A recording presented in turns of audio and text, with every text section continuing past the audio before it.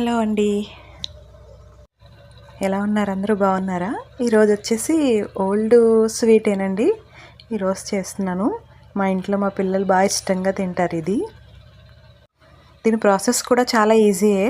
ఎటొచ్చి దీనికి తెల్ల చిలకడ దుంపలు, బెల్లము, సరిపడ బెల్లం అండి సరిపోతుంది. ముందుగా చిలకడ దుంపల్ని రౌండ్ సర్కిల్స్లా కట్ చేసుకోవాలండి. వాటిని నీట్గా కట్ చేసుకుని పక్కన పెట్టుకున్న తర్వాత అవి కొంచెం నీట మునిగేలా వాటర్ పోసుకోవాలి. ఎక్కువ అవసరం లేదు, జస్ట్ ముక్కలు ఫుల్ కప్ ఉన్నాయనుకోండి, అందులో అరకప్పు వాటర్ పోసుకుంటే సరిపోతుంది. ఒక 5 minutes సిమ్లో పెడితే కాసేపటికి మెత్తబడతాయి కదండి దుంపలు. చూసుకోవాలి అప్పుడు ముక్క మెత్తబడిందా లేదా చూసుకుని దాన్ని బట్టి అప్పుడు బెల్లం వేసుకోవాలి. బెల్లం మెత్తగా చితక్కొట్టి వేసానండి నేనైతే, అంటే గమ్ముని కరుగుతుంది కదా అని. ఇంకా చూడండి మెత్తబడిందా లేదా చూసుకుని అప్పుడు వేసాను.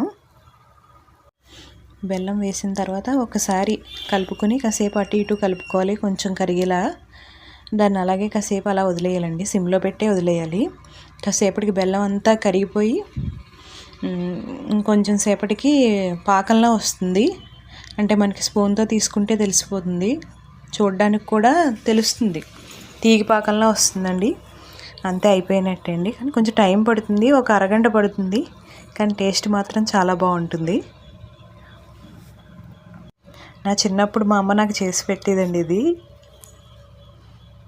ఇప్పుడు నేను మా పిల్లలకి చేస్తున్నాను. బాగుంటుంది ఇది.